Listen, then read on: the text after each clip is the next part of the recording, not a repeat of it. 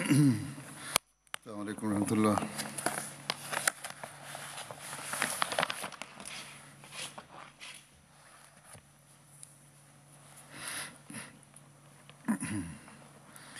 أشهد أن لا إله إلا الله وحده لا شريك له وأشهد أن محمدا عبده ورسوله أما بعد فأعوذ بالله من الشيطان الرجيم بسم الله الرحمن الرحيم الحمد لله رب العالمين الرحمن الرحيم مالك يوم الدين إياك نعبد وإياك نستعين اهدنا الصراط المستقيم صراط الذين أنعمت عليهم غير المغضوب عليهم ولا الضالين. आज जिन सहाबी का पहले जिक्र होगा.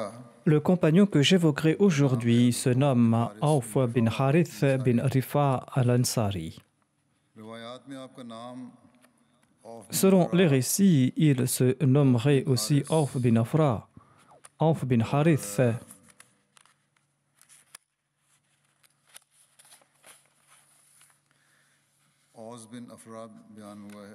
et aussi Aus bin Afra. Sa mère se nommait Afra. Ce compagnon appartenait à la tribu Banu Najjar des Ansar. Mu'adh et Mu'awidh étaient ses frères. Auf était un de ces 6 premiers Ansar s'étant rendu à la Mecque pour embrasser l'islam. Il était aussi présent lors de la Bayra d'Aqaba. Auf avait brisé les idoles des Banu Malik bin Najjar en compagnie de Sad bin Darara et d'Ammara bin Hazm. Lors de la bataille de Badr, Auf bin Afra avait demandé au saint prophète Mohammed sallallahu alayhi wa sallam, ô envoyé d'Allah sallallahu alayhi wa sallam, quelle est l'action qu'Allah apprécie le plus de la part de son serviteur? Le saint prophète, paix soit sur lui, a répondu, il apprécie que la main de son serviteur soit occupée à combattre et qu'il se batte sans armure et sans peur. C'est-à-dire que l'on doit être sans peur lorsque l'on se trouve sur le champ de bataille. Sur ce, Auf bin Afra a enlevé son armure et il s'est avancé pour se battre jusqu'à tomber un martyr. Auf bin Harith et son frère Mu'awidh avaient tué Abu Jahl lors de la bataille de Badr.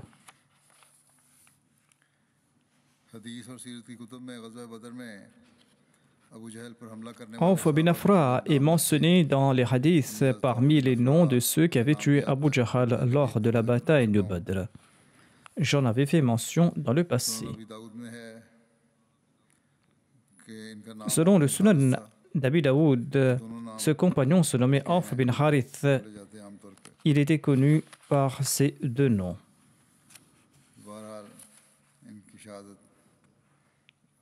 En tout cas, il était parmi ceux qui avaient tué Abu Jahl et il est lui-même tombé à martyr à Badr.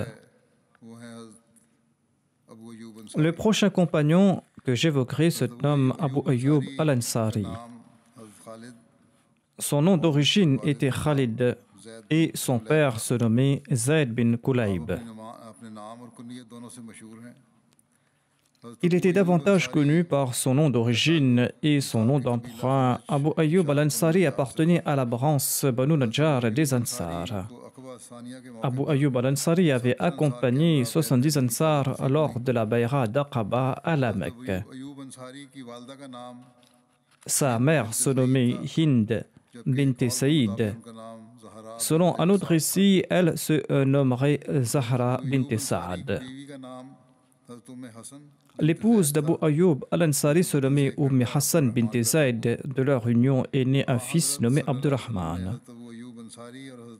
Le saint prophète Mohammed lui avait établi un lien de fraternité entre Abu Ayyub al-Ansari et Moussa bin Umair. Quand le saint prophète lui est venu à Médine, eh bien, il avait logé chez Abu Ayyub al-Ansari jusqu'à la construction de ses maisons et de sa mosquée. Dans son ouvrage Sirat Khatam an-Nabiyyin, Hazrat Mirza Bashir Ahmad Sahib a évoqué le sujet de l'arrivée du saint prophète Mohammed lui à Médine. Il déclare que lorsque le saint prophète lui est arrivé dans les quartiers des Banu Najjar, la question s'est posée de nouveau à savoir chez qui il allait résider. Chaque individu de la tribu souhaitait que le saint prophète lui réside chez lui. Dans la ferveur de leur amour, certains prenaient les rênes du chameau du saint prophète. Mais le saint prophète lui disait « Laissez ma chamelle, elle marche sous le commandement de Dieu ». Et le saint prophète lui-même avait laissé les rênes de l'animal. La chamelle s'avança gracieusement et s'assit lorsqu'elle a atteint l'endroit où plus tard la mosquée Nabawi et les quartiers d'habitation du saint prophète lui seront construits. Ce terrain appartenait à deux jeunes de Médine et ce terrain n'était pas cultivé.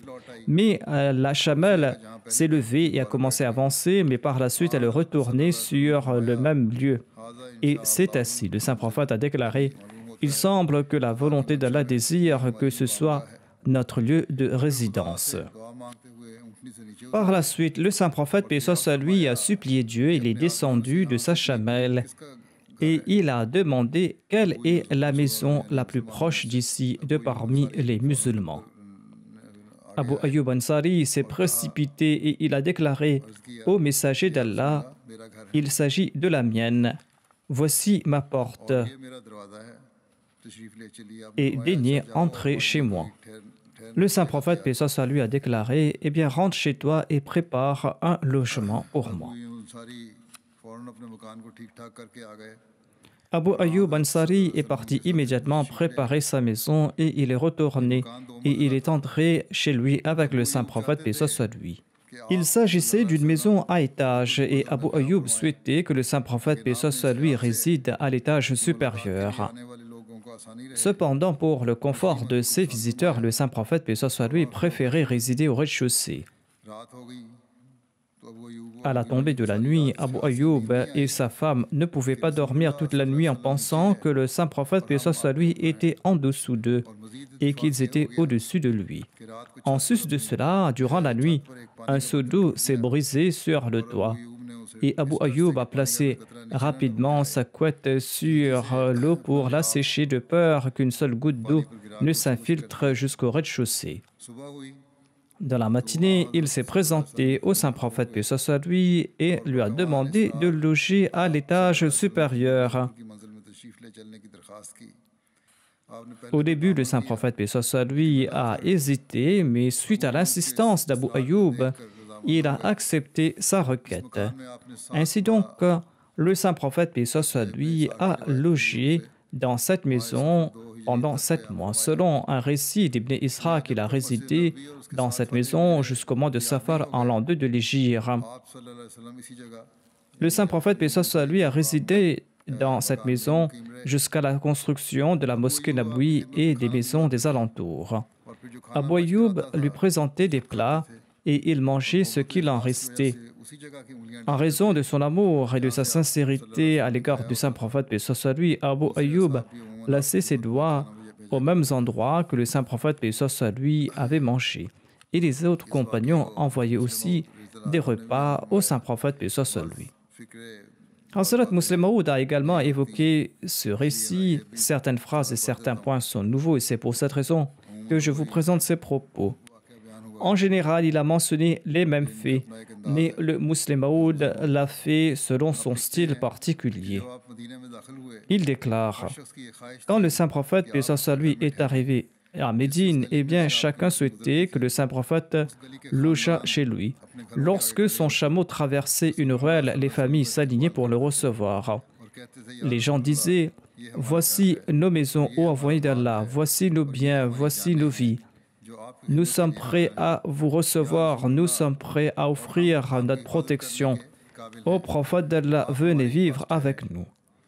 D'autres, allant plus loin, s'avançaient et ils saisissaient les rênes de sa monture. Et il insistait que le saint prophète devait descendre chez eux et venir résider chez eux.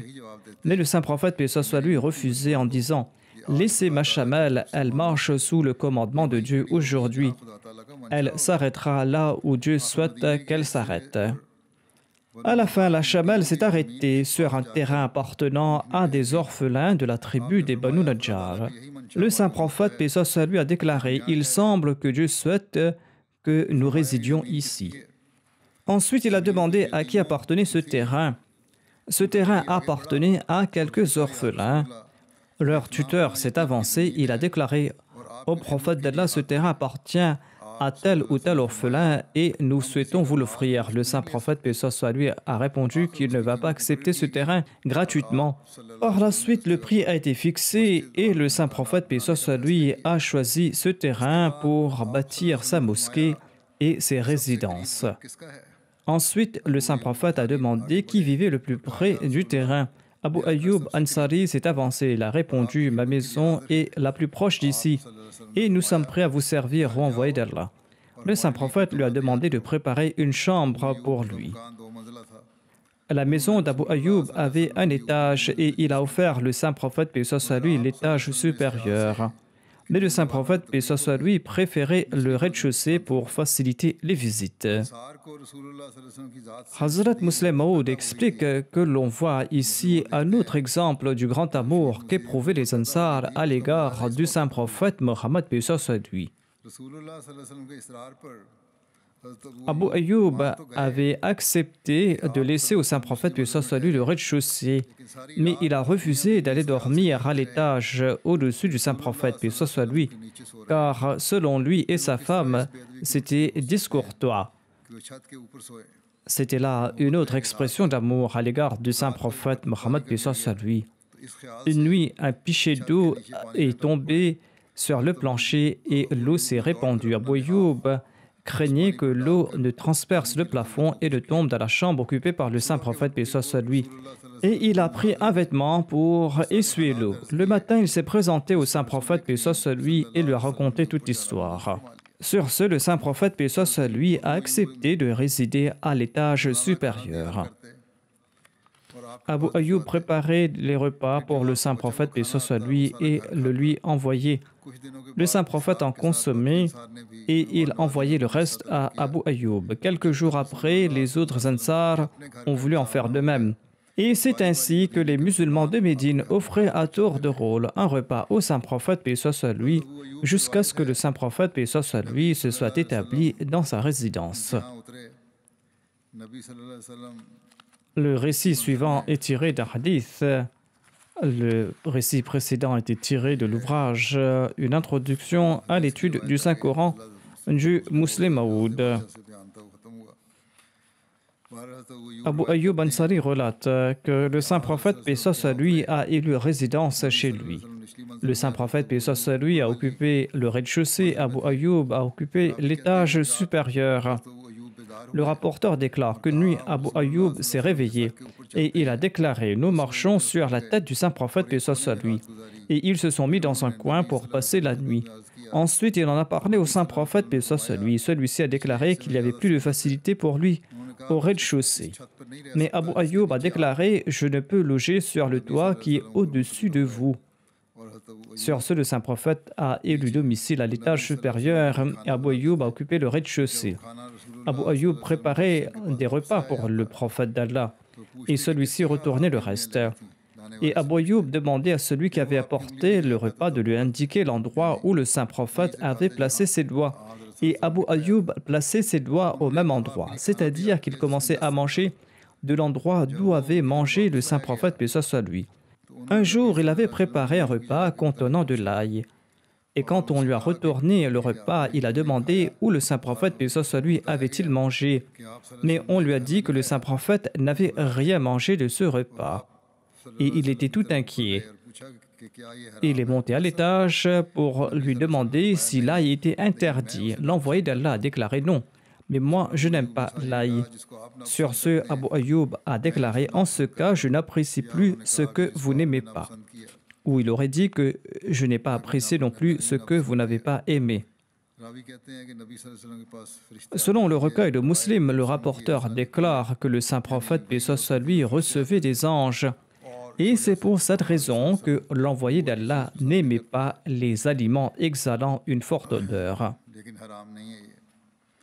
Mais en tout cas, l'ail n'est pas interdit. Selon le recueil de Muslim, Abu Ayyub Ansari relate: lorsqu'on présentait le repas au saint prophète, paix soit sur lui, il en consommait et il m'envoyait le reste. Un jour, il m'avait envoyé le repas sans rien consommer, car ce repas contenait de l'ail. Je lui ai demandé si l'ail était interdit à la consommation. Le saint prophète, paix soit sur lui, a répondu non, mais je n'aime pas l'odeur de l'ail. Abu Ayyub a déclaré: en ce cas, je n'apprécie pas non plus ce que vous n'aimez pas. Cet incident est relaté dans un autre récit tiré du recueil de Musnad Ahmad bin Hanbal. Abu Ayyub Ansari relate: l'envoyé d'Allah a logé chez nous au rez-de-chaussée de notre maison. J'étais à l'étage supérieur. Une fois, de l'eau s'est répandue à l'étage. Ma femme et moi, nous avons tenté de l'essuyer avec un drap de peur que l'eau ne s'infiltre dans le parquet pour tomber sur le saint prophète, paix soit sur lui. Tout inquiet, je me suis présenté au saint prophète, paix soit sur lui, et je lui ai dit: il n'est pas approprié pour nous de loger au-dessus de vous. Veuillez prendre place à l'étage supérieur. Sur les directives de l'envoyé d'Allah, j'ai apporté ces effets à l'étage supérieur, dit Abu Ayyub. D'ailleurs, il n'avait pas grand-chose comme effet. Ensuite, je lui ai dit: ô envoyé d'Allah, quand vous me renvoyez le repas, je place mes doigts là où je vois les traces de vos doigts. Mais je n'ai pas vu les traces de vos doigts dans le repas d'aujourd'hui. L'envoyé d'Allah sallallahu alayhi wa sallam a répondu: c'est vrai, en fait, le repas d'aujourd'hui contenait de l'oignon. Ce récit évoque ici de l'oignon à la place de l'ail. Et le saint prophète a déclaré que je n'ai pas voulu en consommer en raison de l'ange qui me rend visite, mais vous pouvez en consommer. Abu Ayyub Ansari avait participé aux batailles de Badr, à d'Uhud et aux autres ghazwat en compagnie du saint prophète Mohammed, paix soit sur lui. Abu Ayyub relate: le jour de la bataille de Badr, nous nous sommes mis en rang et certains des nôtres avaient dépassé les rangs. L'envoyé d'Allah a déclaré en les voyant: avec moi, c'est-à-dire restez derrière moi et ne me dépassez pas. On trouve aussi mention de la nuit de noces de Safiya. J'en avais fait mention brièvement dans le passé, mais j'en fais mention de nouveau ici. Lors de la nuit de noces du saint prophète Mohammed et de Safiya, Abu Ayyub Ansari montait la garde, l'épée au clair à l'extérieur de la tente de l'envoyé d'Allah, et il en faisait le tour. Le lendemain matin, le saint prophète, paix soit sur lui, a vu Abu Ayyub Ansari à l'extérieur de la tente, et il lui a demandé la raison de sa présence. Abu Ayyub a répondu: ô envoyé d'Allah, je m'inquiétais de votre personne à cause de cette femme. Son père, son mari et les membres de sa tribu ont été tués, et elle vient à peine de répudier le kufr, l'incroyance. C'est pour cette raison que j'ai assuré votre sécurité durant toute la nuit. Le saint prophète a prié en ces termes en faveur d'Abu Ayyub al-Ansari: ô Allah, protège à tout jamais Abu Ayyub, tout comme il a assuré ma protection durant la nuit tout entière. L'imam Suhaili relate que, en raison de cette prière du saint prophète Mohammed, paix soit sur lui, Allah a protégé Abu Ayyub Ansari tant et si bien que les Romains assuraient la sécurité de sa tombe et ils imploraient Dieu de leur envoyer la pluie par son entremise. Et sur ce, Dieu leur envoyait la pluie. Mahmoud déclare qu'il avait entendu le récit suivant d'Itban bin Malik, qui était de ceux qui avaient participé à la bataille de Badr en compagnie du saint prophète Mohammed soit lui. Itban bin Malik relatait: j'officiais comme imam dans ma tribu des Banu Salim. Il y avait un ruisseau entre ma maison et les membres de ma tribu. Et quand il pleuvait, il m'était difficile de traverser le ruisseau pour me rendre dans la mosquée des Banu Salim. C'est pour cette raison que je me suis présenté au saint prophète Mohammed soit lui et je lui ai dit: ô envoyé d'Allah, ma vue est en train de faiblir. Et le ruisseau qui se trouve entre moi et ma tribu s'inonde lorsqu'il pleut. Et il m'est difficile de traverser ce ruisseau. Je souhaite que vous veniez chez moi et que vous priez dans un coin de ma maison, afin que je consacre ce lieu uniquement à la Salat. Le saint prophète, paix soit lui, a déclaré: je viendrai chez toi certainement. Le lendemain matin, l'envoyé d'Allah et Abu Bakr sont venus chez moi. Le saint prophète, paix soit lui, a demandé la permission d'entrer. Je lui ai permis d'entrer et il ne s'est pas assis et il m'a demandé: où souhaites-tu que j'accomplisse la Salat? Itban bin Malik a indiqué l'endroit qu'il avait choisi à cet effet.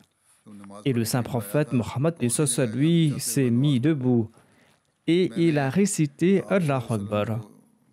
Itban déclare que nous avons formé les rangs derrière le saint prophète Mohammed lui. Il a accompli 2 rakats de prière. Ensuite, il a fait ses salutations et nous en avons fait de même. J'ai retenu le saint prophète Mohammed lui pour lui offrir du khazira. Le khazira qui est un plat composé de viande et de blé. C'était un repas que nous avions préparé tout spécialement pour lui. Les musulmans du quartier ont entendu que l'envoyé d'Allah était chez moi et certains d'entre eux sont venus à grands pas chez moi, tant et si bien qu'il y avait plein de monde chez moi. L'un d'entre eux a demandé: où se trouve Malik? Je ne le vois pas. Un autre a répliqué: c'est un hypocrite. On a demandé à propos d'un autre compagnon et on a dit qu'il n'était pas présent. Et un autre a répliqué qu'il est un hypocrite, il n'aime pas Allah et son prophète, c'est pour cette raison qu'il n'est pas venu. Le saint prophète, paix soit lui, a déclaré: ne dites pas cela, n'êtes-vous pas témoin qu'il a affirmé qu'il n'y a pas d'autre Dieu à part Allah? Or, sa déclaration, il ne cherche que le plaisir d'Allah. L'accusateur a répondu: Allah et son prophète savent le mieux. Mais nous voyons qu'il ne se soucie que des hypocrites et qu'il ne souhaite que leur bien. Le saint prophète, paix soit lui, a déclaré: Allah interdira le feu à celui qui affirme la ilaha illallah à condition qu'il cherche le plaisir d'Allah par cette déclaration. Mahmoud bin Rabi déclare: j'ai évoqué ce récit à quelques personnes, parmi lesquelles se trouvait Abu Ayyub al-Ansari, le compagnon du saint prophète Mohammed, paix soit lui. Il avait participé à la bataille contre les Romains et y avait rendu l'âme. Yazid bin Muawiyah était son chef lors de cette bataille. Abu Ayyub al-Ansari a rejeté sa déclaration en disant que je ne crois pas que le saint prophète aurait dit quelque chose pareil, à savoir que le feu de l'enfer est interdit à celui qui se contente d'annoncer la ilaha illallah. Mahmoud bin Arabi déclare que ceci m'a fort troublé et j'en étais tout inquiet. Et j'ai fait un serment à Allah que s'il me préserve en vie et que si je retourne sain et sauf de cette bataille, eh bien je questionnerai Itban bin Malik à ce sujet, à condition qu'il est toujours vivant et qu'il se rendait toujours à la mosquée de son clan. Je suis retourné, j'ai porté les haram du Hajj et de l'Umrah. Ensuite, je suis parti à Médine et je suis parti dans le quartier des Banu Salim. Là-bas, j'ai vu Itban bin Malik qui était tout vieux et qui perdait la vue. Il dirigeait les siens dans la prière. Quand il a terminé la Salat et qu'il a fait ses salutations, je l'ai salué et je l'ai informé de mon identité. Je lui ai demandé à propos du récit et il l'a relaté mot à mot comme je l'avais entendu la toute première fois.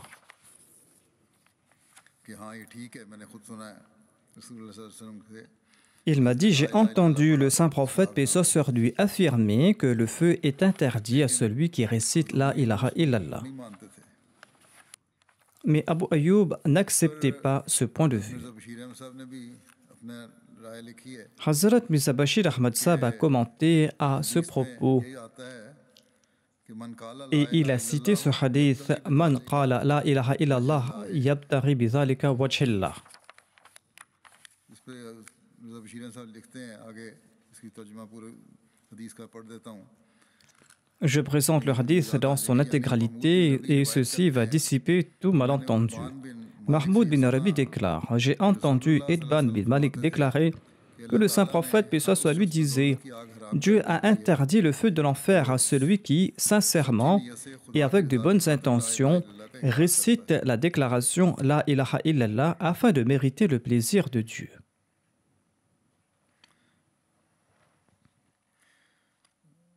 لیکن جب میں نے یہ روایت ایک ایسی مجلس میں بیان کی Mahmoud bin Arabi ajoute, mais quand j'ai cité ce récit dans une congrégation dans laquelle se trouvait Abu Ayyub al-Ansari, le compagnon du saint prophète, il a rejeté ce récit en disant par Allah, je ne crois pas que le saint prophète, paix soit sur lui, ait pu énoncer pareil propos. حدیث میں حضرت ابو ایوب انصاری نے ایک ایسی حدیث En se basant sur son propre opinion, Abu Ayyub al-Ansari a rejeté un hadith dont la chaîne de narrateurs était authentique selon les principes de la narration. انصاری نے کی بنیاد رکھی یعنی اپنی سمجھ اور جو Hazrat Mirza Bashir Ahmad Sahib ajoute, il se peut que la déduction d'Abu Ayyub al-Ansari soit erronée, قبول کرنے سے mais cela prouve que les compagnons n'acceptaient pas tels quels tous les hadiths, یہ ممکن ہے کہ حضرت mais ils méditaient à leurs propos et ils menaient leurs recherches. حدیث اس بات کو ثابت کرتی ہے. اب یہ بات ثابت کرنا چاہتے ہیں حضرت بشیر احمد صاحب کے صحابہ یوں ہی نہیں ہر حدیث کو بات کو Ce hadith prouve que les compagnons n'acceptaient pas tels quels tous les propos attribués au saint prophète Mohammed paix soit sur lui. Ils les acceptaient après avoir mené leurs recherches en respectant les principes de la diraya et les principes de la riwaya. کر لینے کے بعد قبول کرتے تھے. اس بخاری کی حدیث کی شرح میں حضرت سید ولی اللہ شاہ Sayyid Waliullah Shah Sahib a commenté sur ce hadith d'Al-Bukhari en ces termes. ایوب انصاری نے یہ روایت سنی Abu Ayyub Ansari a rejeté ce récit de Mahmoud bin Rabi. خیال ہے کہ ان کے انکار کی وجہ یہ تھی Certains pensent que son rejet découlait du fait que se contenter de réciter la ilaha illallah uniquement ne protège pas du feu de l'enfer tant que sa déclaration n'est pas accompagnée des bonnes œuvres. Ceci est une croyance avérée de l'islam. Mais Shah Waliullah Sahib ajoute que la clause en recherchant le plaisir d'Allah décrit davantage ce type de tawhid qu'on a énoncé. C'est-à-dire que le feu de l'enfer sera interdit à celui qui récite la ilaha illallah pour mériter le plaisir de Dieu. Par la suite, Mahmoud bin Rabi a mené de nouveau une enquête craignant qu'il n'avait pas saisi certains points de ce hadith. Et son enquête a révélé que ces propos du récit étaient exacts. Ensuite, Shah Waliullah Sahib ajoute « Il ne sied pas de commenter en public sur la foi ou sur l'hypocrisie d'un tel. Dire qu'un tel est un hypocrite ou que sa foi est faible est un acte condamnable, car le saint prophète Mohammed paix soit sur lui n'a pas apprécié le fait de critiquer Ibn Dusham en public, car pareille critique favorise les troubles au lieu de la réforme.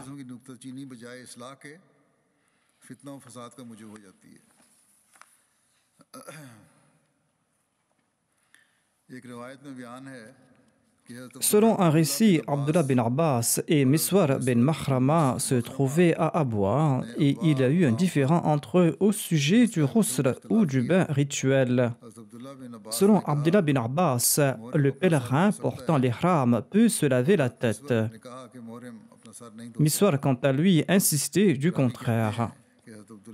Le rapporteur déclare « Abdullah bin Abbas m'a envoyé chez Abu Ayyub Ansari. لکڑیوں کے درمیان نہاتے ہوئے پایا.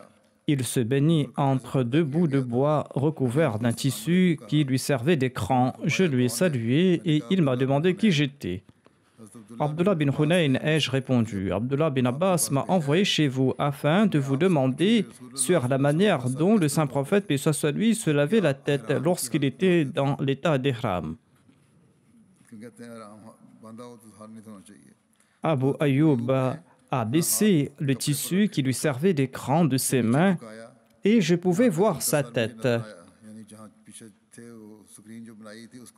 Ensuite, il a dit à celui qui lui fournissait de l'eau de placer de l'eau sur sa tête. Et Abu Ayyub a ensuite passé ses mains de la partie avant de sa tête jusqu'à la partie arrière de sa tête. Et il a déclaré que c'est ainsi que le saint prophète Mohammed paix soit sur lui se lavait la tête lorsqu'il était dans l'état d'ihram, c'est-à-dire en passant sa main de l'avant de sa tête vers l'arrière.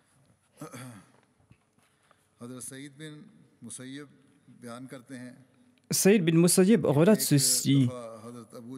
Une fois, Abu Ayyub a vu une brindille dans la barbe du saint prophète Mohammed paix soit sur lui. Et il a enlevé cette brindille et il a montré au saint prophète Mohammed paix soit sur lui. Sur ce, le saint prophète paix soit sur lui a déclaré: Oh Allah, éloigne d'Abu Ayyub la chose qu'il n'aime pas. Selon un autre récit, le saint prophète paix soit sur lui aurait déclaré: Oh Abu Ayyub, je prie que tu ne souffres jamais. Abu Ayyub était à l'avant de l'armée d'Ali lors des batailles d'Al-Jamal, de Siffin et de Naharwan.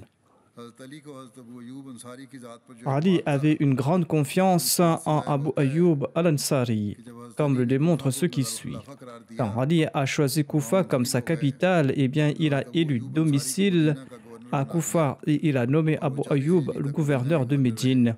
Et il a occupé ce poste jusqu'en l'an 40 de l'Hégire, jusqu'à ce que l'armée syrienne de l'émir Muawiyah attaque Médine sous la direction de Yusra bin Abu Arta. Sur ce, Abu Ayyub a quitté Médine pour se rendre à Koufa auprès d'Ali. Après le décès du saint prophète Mohammed paix soit sur lui, les compagnons recevaient une allocation mensuelle de la part du califat. L'allocation d'Abu Ayyub était de 4000 dans un premier temps et au cours de son califat, Ali l'a augmenté à 20 000. 8 esclaves étaient assignés à récolter ces terres dans un premier temps et Ali l'a augmenté jusqu'à 40. Habib bin Abu Thabit a relaté que Abu Ayyub s'est rendu chez l'amir Muawiyah et il s'est plaint de ses dettes. Et il n'a pas vu chez l'amir Muawiyah les qualités qui lui plaisaient, mais celles qui lui déplaisaient. Sur ce, Abu Ayyub al-Ansari a déclaré que le saint prophète Mohammed paix soit sur lui leur avait dit ceci.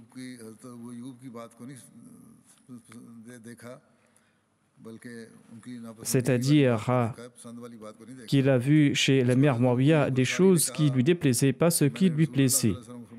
Ainsi donc, Abu Ayyub a déclaré que j'ai entendu le saint prophète dire que par la suite, vous verrez certainement des traitements préférentiels, c'est-à-dire que vos priorités vont changer. L'émir Muawiyah a demandé, eh bien, qu'est-ce que le saint prophète vous a-t-il conseillé lorsqu'il vous a dit ceci? Abu Ayyub a déclaré, en pareil cas, il nous demandait d'être patient. C'est-à-dire que lorsque les priorités vont changer et qu'on n'exauce pas vos souhaits, vous allez devoir faire montre de patience. Sur ce, l'émir Muawiyah a déclaré, eh bien, vous devez être patient, tout comme l'a déclaré le saint prophète Mohammed paix soit sur lui. Abu Ayyub a déclaré, par Allah, je ne te demanderai jamais rien. Sur ce, Abu Ayyub s'est rendu à Bassora et il a logé chez Ibn Abbas. Celui-ci a vidé sa maison pour lui et lui a dit « Je vous traiterai certainement de la même manière que vous aviez traité le saint prophète Mohammed paix soit sur lui. » C'est-à-dire qu'il avait fait montre du même sens de l'hospitalité qu'avait démontré Abu Ayyub à l'égard du saint prophète. Ibn Abbas a demandé aux membres de sa famille de vider la maison et ils ont obtempéré. Par la suite, il a dit à Abu Ayyub, tout ce qui se trouve dans la maison vous appartient. Et il lui a offert 40 000 dirhams et 20 esclaves.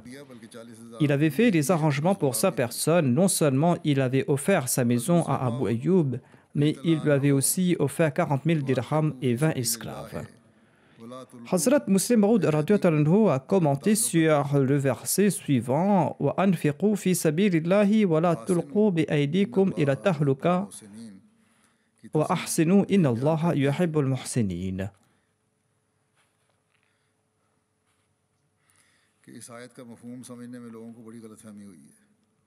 Il déclare que les gens entretiennent beaucoup de malentendus à propos de ce verset. وَأَنْفِقُوا فِي سَبِيلِ اللَّهِ وَلَا تُلْقُوا بِأَيْدِيكُمْ إِلَى التَّهْلُكَةِ وَأَحْسِنُوا إِنَّ اللَّهَ يُحِبُّ المحسنين.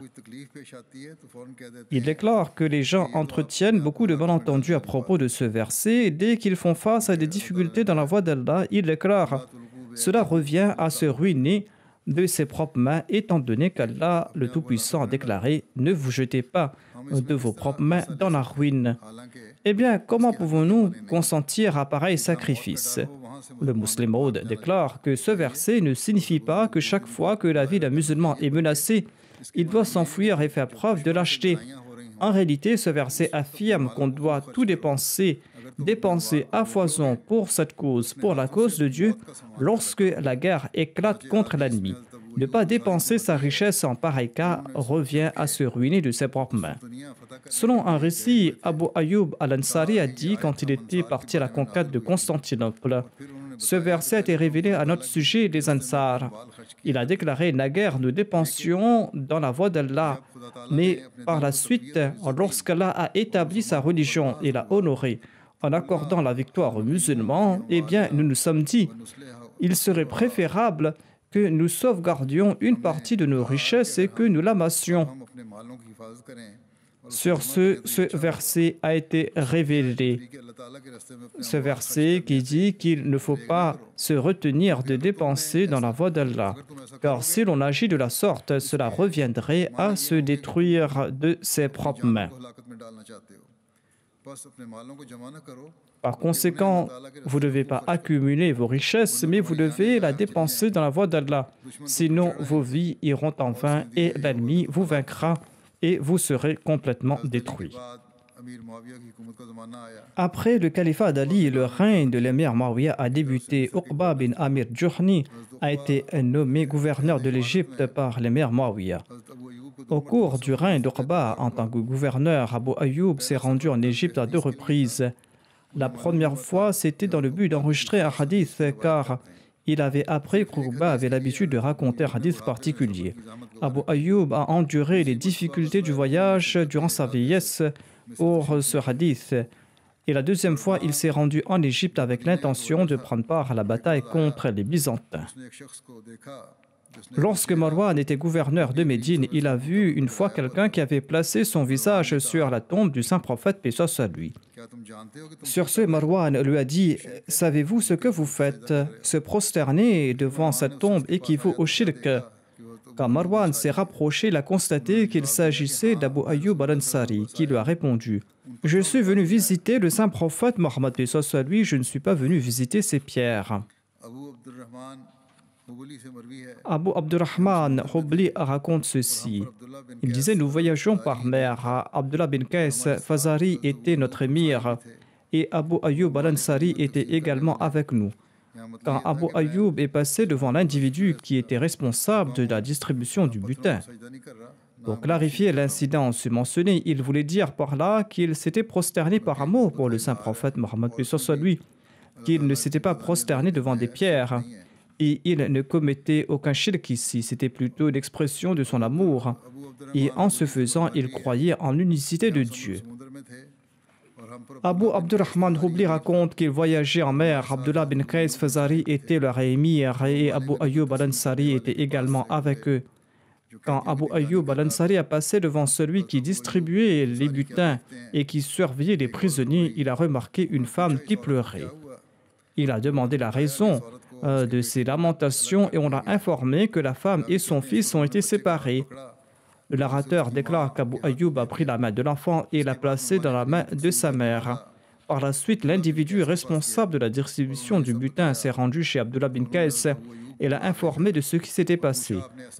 Abdullah bin Qais a appelé Abu Ayyub et lui a demandé pourquoi il avait agi de la sorte. Abu Ayyub Ansari a répondu: « J'ai entendu le messager d'Allah affirmer que celui qui sépare une mère de son enfant sera séparé de ses proches par Allah le jour du jugement. »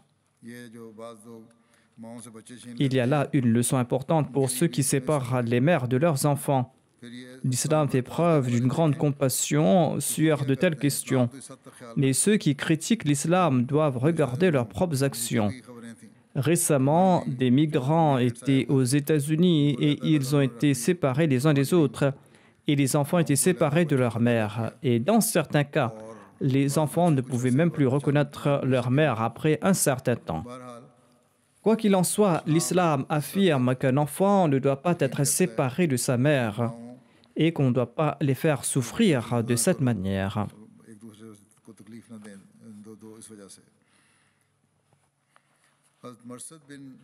Marsad bin Abdullah raconte Uqba bin Amir était gouverneur de l'Égypte quand Abu Ayyub al-Ansari est venu nous voir pour participer au djihad.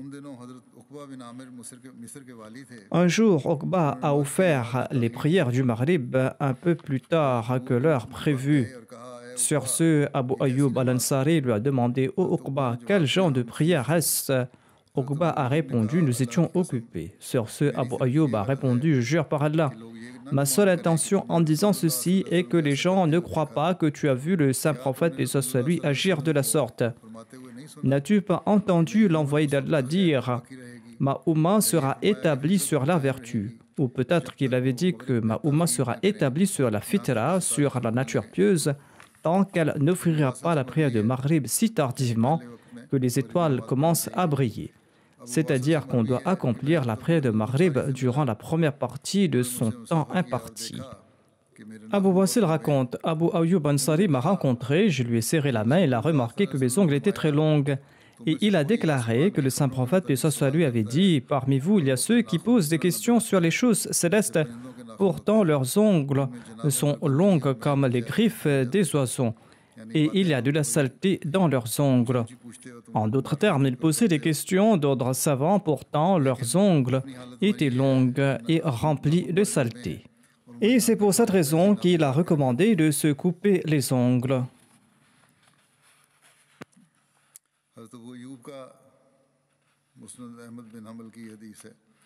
Selon Musnad Ahmad bin Hanbal, Abu Ayyub avait un statut si élevé que les compagnons le consultaient pour ses avis. Ibn Abbas, Ibn Omar, Bara bin Azib, Anas bin Malik, Abu Umama, Zayd bin Khalid Juhni, Miqdam bin Madi, Karib, Anjabin bin Thamra, Abdullah bin Yazid Khatmi et d'autres compagnons qui avaient reçu une formation directe du saint prophète, paix soit lui, profitaient du savoir d'Abu Ayyub. Parmi les tabi'in, Saïd bin Musayyib, Urwa bin Zubair, Salim bin Abdullah, Ata bin Yassar, Ata bin Yazid Laythi, Abu Salama, Abdurrahman bin Abi Layla et bien d'autres avaient beaucoup d'estime pour Abu Ayyub al-Ansari. Abu Ayyub al-Ansari avait participé au djihad sous le règne de l'émir Muawiyah. Il déclare, je suis tombé gravement malade. Et j'ai dit à mes compagnons que si je décédais, eh bien, ils devaient me porter et ils devaient donc combattre l'ennemi. Et lorsqu'ils allaient commencer à combattre l'ennemi, ils devaient m'ensevelir sous le sol. Il a dit, je vais vous présenter un hadith que j'avais entendu du saint prophète Mohammed soit lui. Si ma disparition n'était pas imminente, je ne l'aurais jamais raconté. J'ai entendu le saint prophète soit lui déclarer que quiconque meurt dans un état où il n'a jamais associé de partenaire avec Allah, eh bien celui-là entrera au paradis.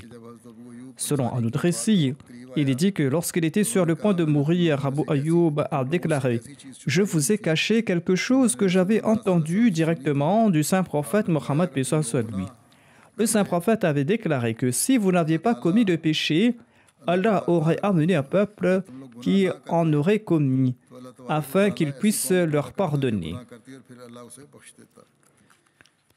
Ainsi donc, Allah est toujours prêt à manifester son attribut de miséricorde et de pardon. Mohammed, un autre narrateur, relate qu'Abu Ayyub avait pris part à la bataille de Badr et il était toujours présent pour toute bataille dans lesquelles les musulmans avaient combattu, sauf s'il était engagé dans une autre bataille qui se déroulait au même moment. En d'autres termes, s'il avait deux batailles qui avaient lieu en même temps, il était certainement présent dans l'une d'entre elles. Il n'avait pas participé dans une bataille une année parce que le commandant de l'armée était très jeune. Après cette absence, il a toujours exprimé ses regrets en disant « Pourquoi devrais-je me soucier quant au choix de celui sous lequel je dois servir? Pourquoi devrais-je me soucier quant au choix de celui sous lequel je dois servir? Pourquoi devrais-je me soucier quant au choix de celui sous lequel je dois servir ?» Il a répété cela à 3 reprises. On raconte que Abdul Malik bin Marwan était le jeune homme à la tête de l'armée en question. Abu Ayyub est tombé malade. Yazid bin Muawiyah commandait la troupe. Il s'est rendu auprès de lui et lui a demandé s'il avait des demandes à faire ou s'il avait des besoins. Abu Ayyub a déclaré que lorsque je vais mourir, eh bien, portez ma dépouille sur une monture et emmenez-moi au plus loin possible dans le pays ennemi. Et si cela n'est pas possible, enterrez-moi là où vous pourrez ensuite repartir. Abu Ayyub est décédé et on a transporté sa dépouille aussi loin que possible en terre ennemie. Et il a été enterré et les soldats sont rentrés. Le rapporteur relate qu'Abu Ayyub disait qu'Allah a déclaré « Infiru khifafan wa thiqalan » c'est-à-dire partez léger ou lourd. Infiru khifafan wa thiqalan. Il déclare que je me considère à la fois léger et lourd. Selon un récit, un homme de la Mecque a relaté que Yazid bin Muawiyah s'était rendu auprès d'Abu Ayyub al-Ansari. Et celui-ci lui a dit « Transmets mes salutations aux autres et commande-leur de m'emmener avec eux le plus loin possible. » Yazid a fait part aux soldats les souhaits d'Abu Ayyub. Les soldats ont accepté de transporter sa dépouille aussi loin que possible en terre ennemie.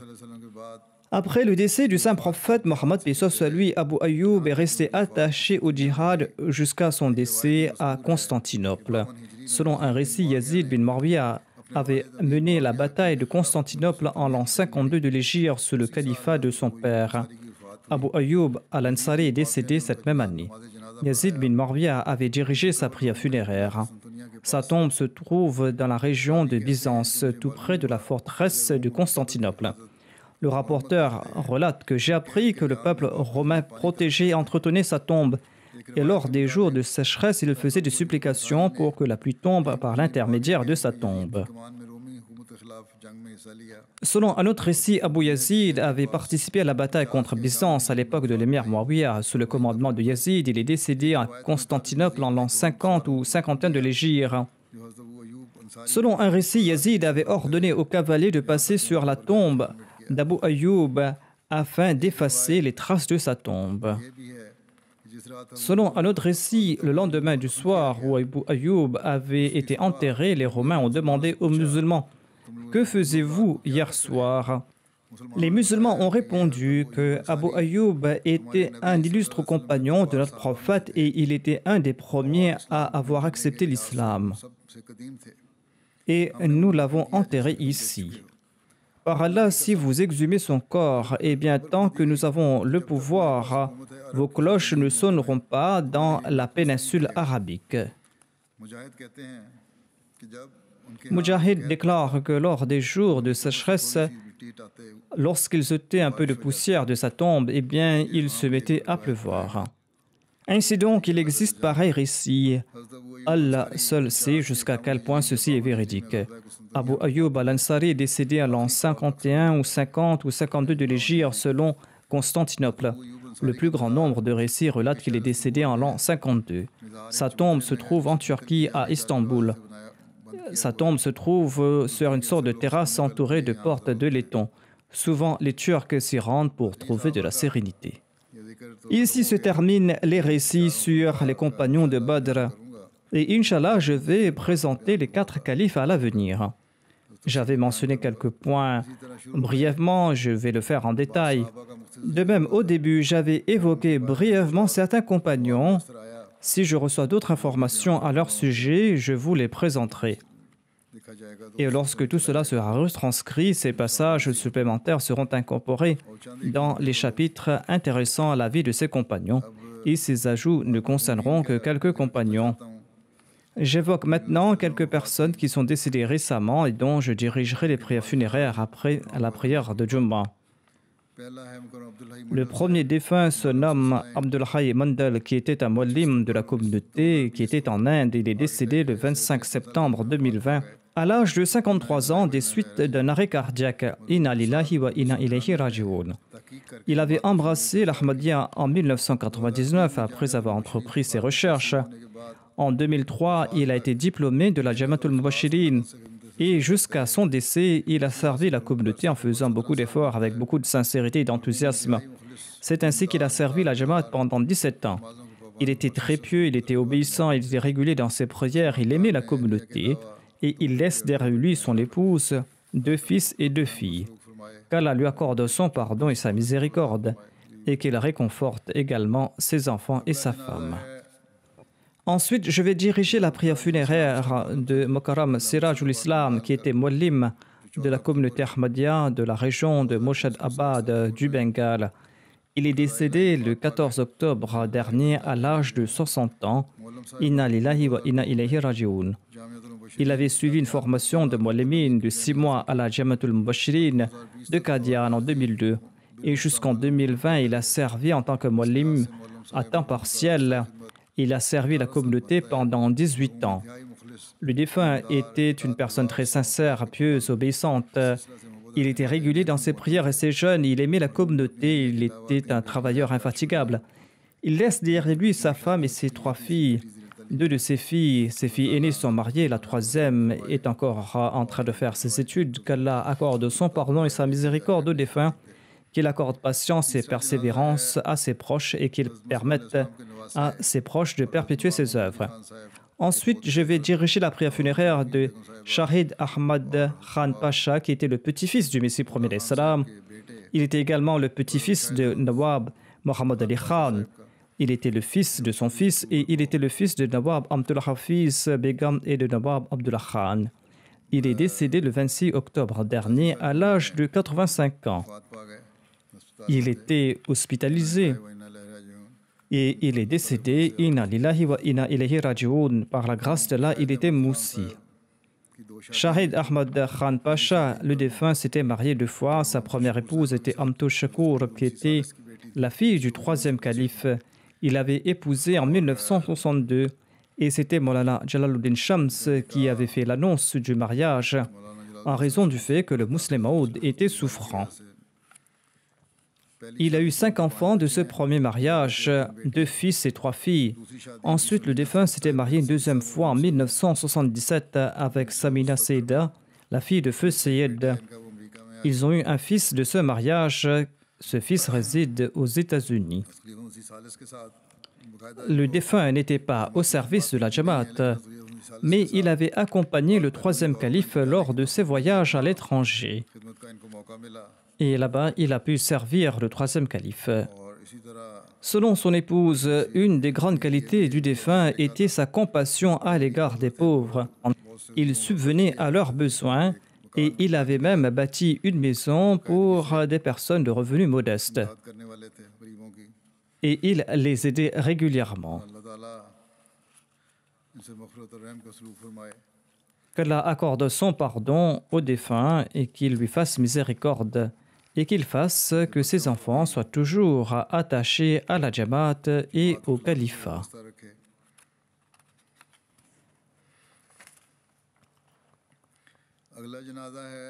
La prochaine personne dont je dirigerai la prière funéraire est Said Masoud Ahmad Shah de Sheffield du Royaume-Uni. Il est décédé le 8 septembre dernier des suites d'une crise cardiaque. Inna lillahi wa inna ilayhi raji'un. Le premier Ahmadi de sa famille était son père Sayyid Nazim Hussein, qui avait fait la bayra sur les mains du Messie premier salam. À l'âge de 20 ans, en 1902, il s'était rendu directement à Qadian. Le défunt Sayyid Masoud Ahmad Shah est arrivé au Royaume-Uni en 1962 et il s'est installé définitivement à Sheffield.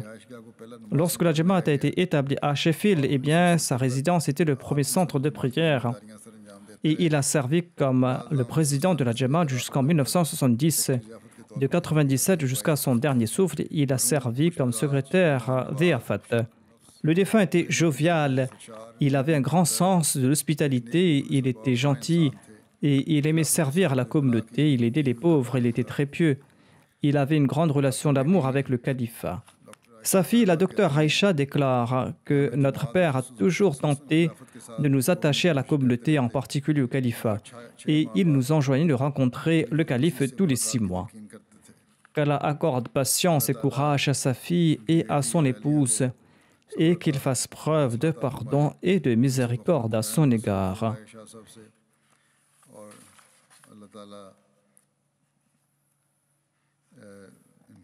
Et qu'Allah le Très-Haut permette à ses enfants, à sa fille et à son épouse de perpétuer ses bonnes œuvres.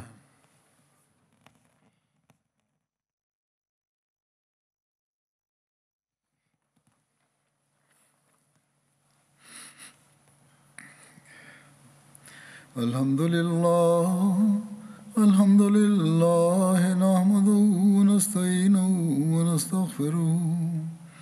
ونؤمن به ونتوكل عليه ونعوذ بالله من شرور أنفسنا ومن سيئات أعمالنا من يهده الله فلا مضل له ومن يضلل فلا هادي له ونشهد أن لا إله إلا الله ونشهد أن محمدًا عبده ورسوله عباد الله رحمكم الله إن الله يأمر بالعدل والإحسان وإيتاء ذي القربى وينهى عن الفحشاء والمنكر والبغي يعظكم لعلكم